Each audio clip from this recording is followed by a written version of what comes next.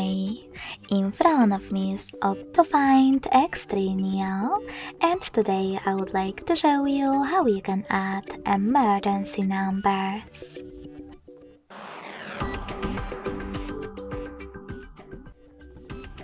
Begin by going into Devices Settings and scrolling down to access Safety and Emergency.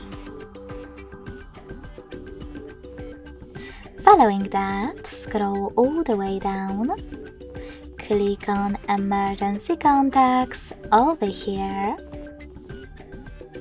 tap on Add Emergency Contact and tap on the one that you wish to set up. You can do exactly the same to the other ones you need.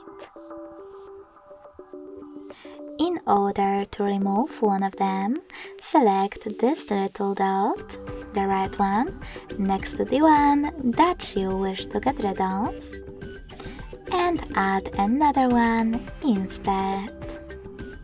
Lastly, make sure that this switcher next to Show Info when logged is on.